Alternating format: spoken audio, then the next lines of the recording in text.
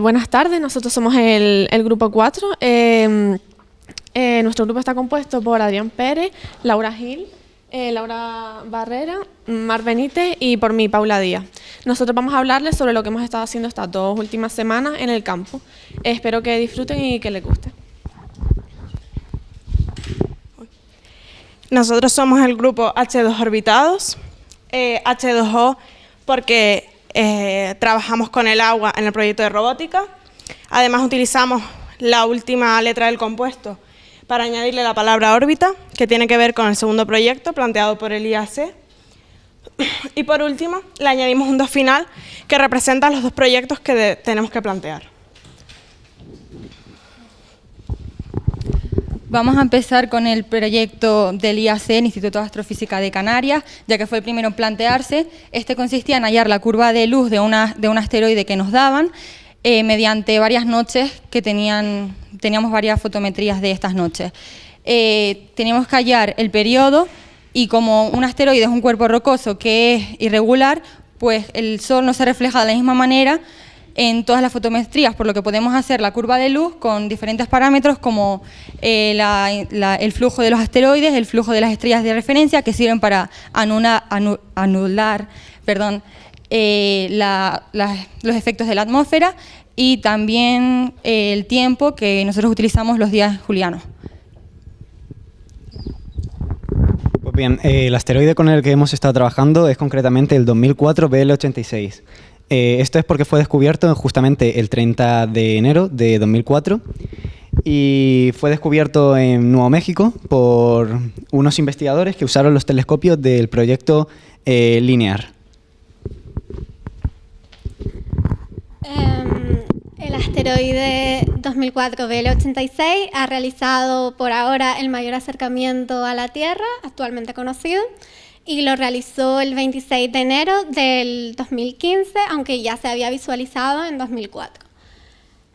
Además, se prevé que otro asteroide llamado 1999 AN10 se acerque aún más de lo que lo ha hecho este asteroide. Y ahí podemos ver el acercamiento que se produjo.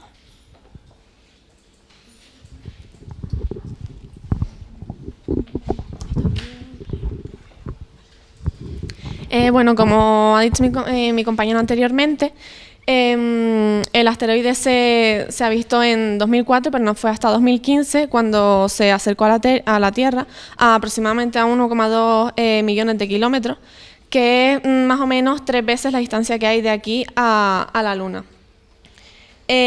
Además, atravesó el plano eclíptico de la Tierra y se pudo divisar desde el hemisferio norte.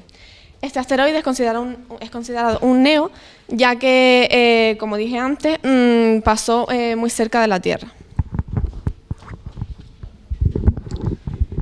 El asteroide tiene un diámetro de 325 metros y además está acompañado por lo que nosotros llamamos una luna. Esto es extraño, ya que solamente el 16% de los asteroides que se acercan a la Tierra disponen su propio satélite, mientras que este sí que lo hace, además el satélite que tiene 70 metros de diámetro, lo que permite que nuestro asteroide sea un asteroide llamado binario.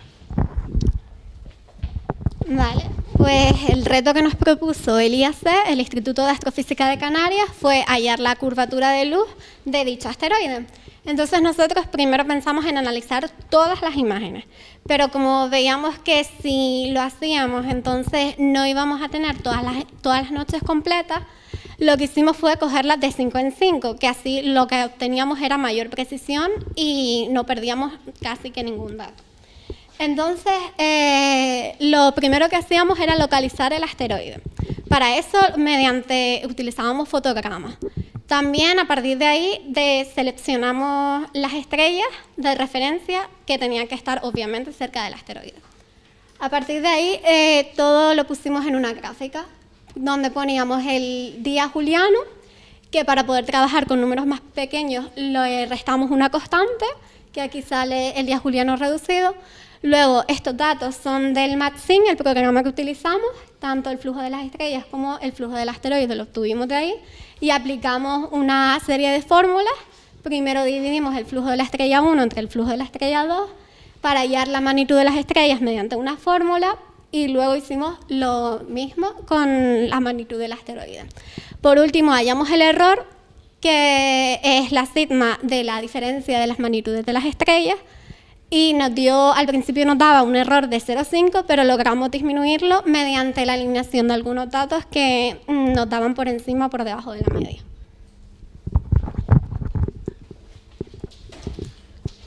Bueno, esta es la primera noche que analizamos.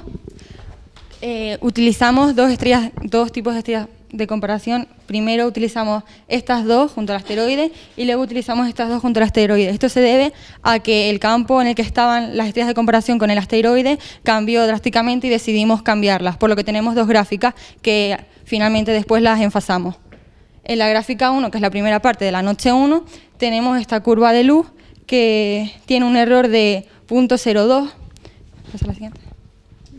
Y en la siguiente gráfica tenemos un error de 0.01, que finalmente como las enfasamos cogiendo la sigma y sumando y restando para poder que sean proporcionales unas con otras. Esta es la estrella y esta es la asteroide. Las estrellas y esta es la curva de luz. La estrella arriba y la estrella. Sí, las estrellas. Siempre es la misma. Perdón. En la noche 2 seguimos el mismo procedimiento, cogimos dos estrellas de referencia distintas al cambiar de noche y el asteroide el mismo. Laura. El inconveniente que tuvimos en la noche 2 era que una serie de imágenes no tenían la calidad suficiente como para que pudiéramos analizarlas correctamente. Así que decidimos descartar esos datos, ya que no los podíamos usar y los datos no iban a ser concluyentes. Por eso es que en la gráfica van descendiendo los valores, tenemos un espacio y después continuamos con el resto de fotografías. Después realizamos la tercera noche, prácticamente hicimos el mismo proceso. Aquí vemos el asteroide y las dos estrellas de comparación, que son distintas, ya que es otra noche. Aquí, como dijeron mis compañeros, está la curva de las estrellas y aquí del asteroide.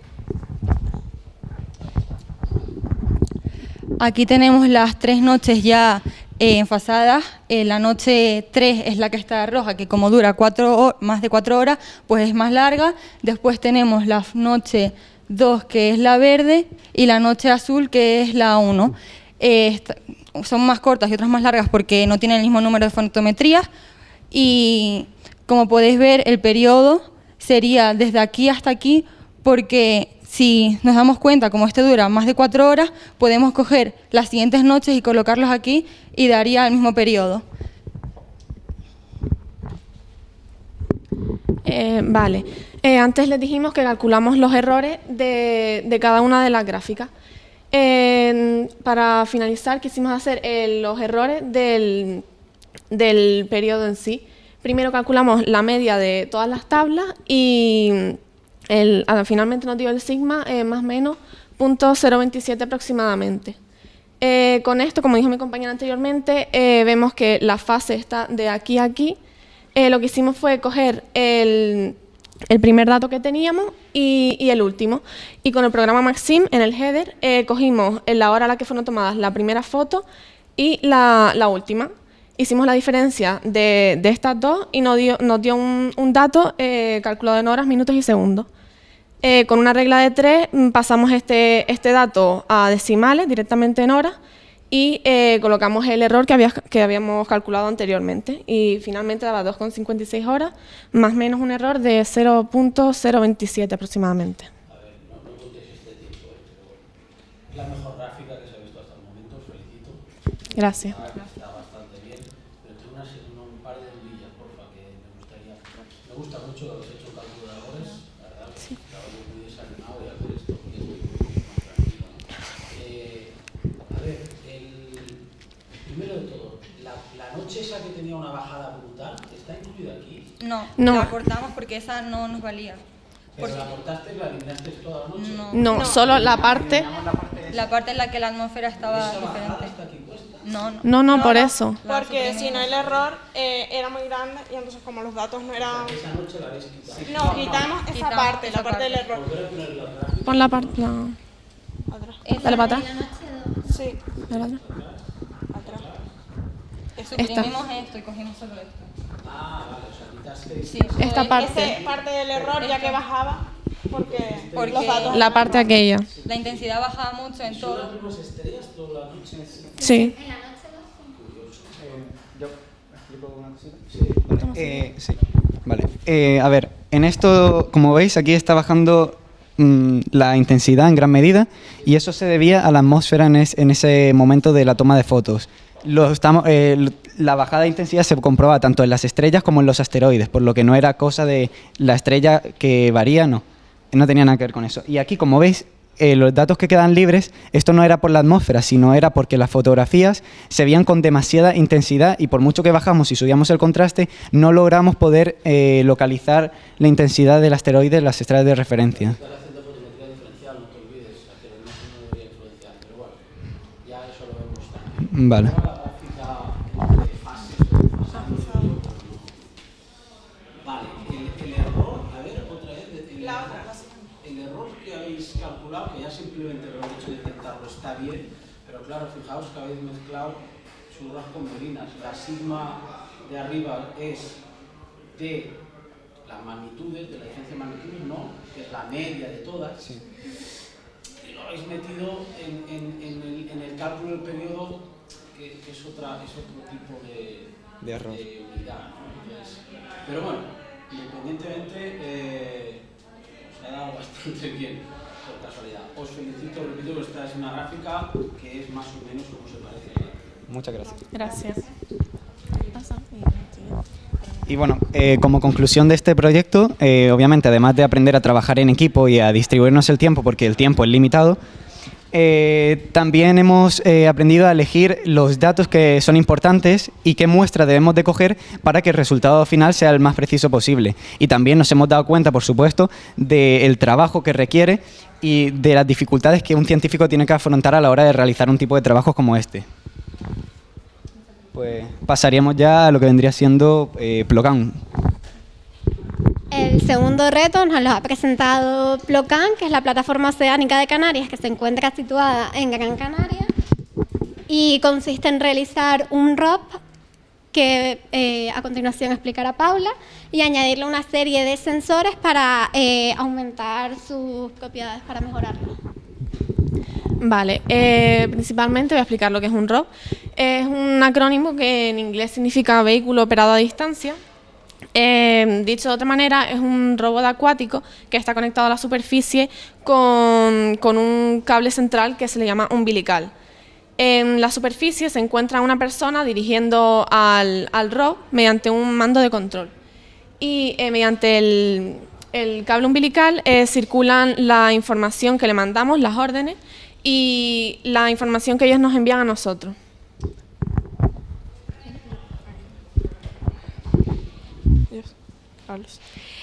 El reto inicial era montar un ROV desde cero, pero dado que nosotros no teníamos el tiempo necesario para realizar el montaje de todo, pues nos dieron unas partes ya hechas, pero nosotros aún así vamos a explicar ahora cómo sería el proceso completo. Pues bien, el chasis, como veis ahí, se compone únicamente de PVC porque es el material que decidimos utilizar para este proyecto. Pues como ya sabréis, el PVC es un material muy ligero y además resistente al agua. Así que pensamos que fue más indicado para este tipo de robots submarinos. Otra parte fundamental de un ROV, como ya dije antes, es la consola de control. Esta consola puede estar fabricada de prácticamente cualquier material, es indiferente. Aunque un requisito es que en las dimensiones de este entren dos pulsadores que controlen el movimiento vertical del ROV y un joystick que controle el movimiento en un plano horizontal. Además, esta consola de control debe estar conectada la corriente de dos formas, directamente con un cable a un enchufe o con una batería. Actualmente la batería sería el uso más viable, ya que le permite al controlador mayor movilidad. Pues como es lógico, para poder mover el robot hemos necesitado utilizar unas hélices. Estas hélices las hemos implementado a los motores y así hemos conseguido impulsar el ROP mediante la energía cinética que genera el motor. En cuanto a los motores, no tuvimos porque ya nos venían montados, pero tuvieron que hacer el proceso de aislamiento. ¿Esto a qué se debe? Pues que los motores no eran resistentes al agua, entonces se les ocurrió la idea de introducir los motores en un tubo cilíndrico y sellarlo con el interior con cera para así aislar el motor y que pueda ser resistente al agua. En el chasis se debe preparar la estructura de PVC para que sea resistente al agua y se debe colocar 3 motores. Uno que iría aquí en el medio, que no está colocado porque lo sacamos la foto antes, y estaría sujeto a esas tuercas. Ese serviría para subir y bajar el ROP. Y luego otros 2 que estarían a los lados para poder controlarlo en un plano horizontal.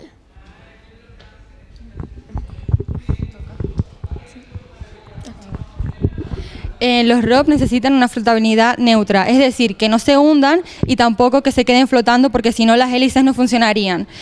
Para ello lo que hicimos fue colocar poliestireno en sitios estratégicos con el fin de que funcione que la flotabilidad tenga éxito.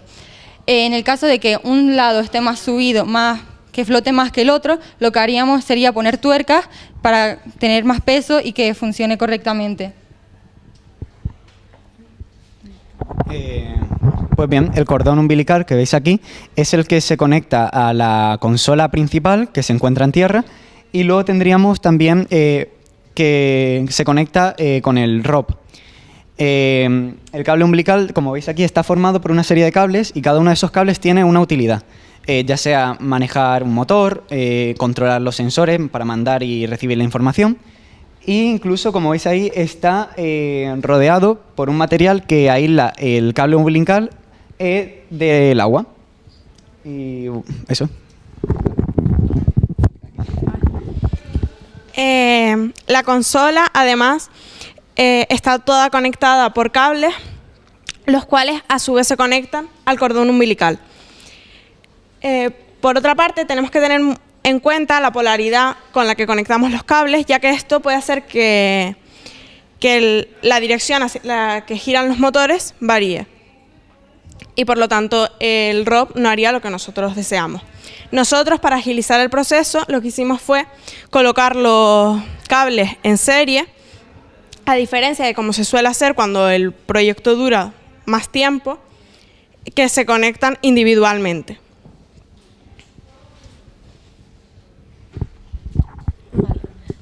Otra parte fundamental del reto que nos planteó, que nos dijeron los de Plocam, era colocar una serie de sensores de manera teórica, ya que no podíamos hacerlo en la práctica porque no tuvimos tiempo. Fue colocar unos sensores y hay una serie de aspectos que deberíamos tener en cuenta. Primero, el presupuesto con el que partíamos, ya que el precio puede variar en un mismo sensor. También hay que tener en cuenta el peso y la cantidad, ya que esto puede variar en la flotabilidad y hundir el ROP por la cantidad de sensores que colocamos o porque un sensor pese demasiado. Además hay que tener en cuenta el lugar de utilización, en este caso sería el agua, por lo que los sensores deberían ser resistentes. También hay que tener en cuenta el sistema de control, en este caso el Arduino. Por lo tanto, los sensores deberían ser compatibles con este sistema. Bueno, lo que nosotros usamos para conectar los sensores es el sistema Arduino, que es un hardware libre, el cual usa su propio software, que es libre, y además la placa con la que controlamos tiene un precio bastante asequible. Pasa. Hay unos sensores básicos que normalmente todos los ROVs contienen, que son los sensores de temperatura, que es un sensor digital que está herméticamente cerrado para que sea sumergible al agua, y otro está el de conductividad, que sirve para analizar la concentración de iones, y estos dos sensores sirven para analizar el agua donde está el ROV. Además, al ROV se le pueden poner diversas cámaras, siempre teniendo en cuenta que sean resistentes al agua y que no pesen mucho debido a la flotabilidad. Es más, nosotros teníamos una GoPro que se la pusimos también en el robot cuando fuimos a hacerlo, y lo que tuvimos que hacer es ponerle un poco más de corcho para que pudiera flotar. Estas cámaras, como ya dije antes, tienen que ser resistentes al agua y preferiblemente que lleven luz incorporada, para así cuando el robot vaya a más profundidad en las zonas afóticas pueda encender su luz y ver. Y bueno, pues ahí estáis viendo los sensores, tanto el de pH como el de oxígeno disuelto, que ambos se miden conjuntamente. Y en el de pH, el pH lo que mide es la cantidad de acidez que tiene la disolución, y el de oxígeno lo que nos ayuda pues para diversas series de utilidades, ya sea potabilizar el agua, tratar aguas residuales e incluso la fabricación de biofarmacéuticos. Dime. No, es... ¿Eh? Si quieren parar el tiempo. El montaje lo realicé yo en mi instituto. No es una imagen cogida de internet, sino que la cogimos de otro proyecto. No es de este. Otro no sensor, porque esto no es un sensor, otro aparato que se le podría poner al ROV es un brazo robótico, que aunque es bastante más complejo y tendríamos que tener en cuenta muchos factores como la flotabilidad, puede ser muy útil a la hora de coger y estudiar muestras debajo del agua. ¿Vale? Además, también podríamos poner un sonar que puede indicarnos a qué profundidad está o dónde está localizado el ROV y ver si tiene algún obstáculo a su alrededor. Pues para concluir este proyecto, lo que hemos aprendido ha sido a trabajar en equipo en un tiempo reducido, ya que solo teníamos 3 horas para la construcción del ROV, y al final todos los grupos lo hemos conseguido. Así que felicidades. Muchas gracias. Gracias.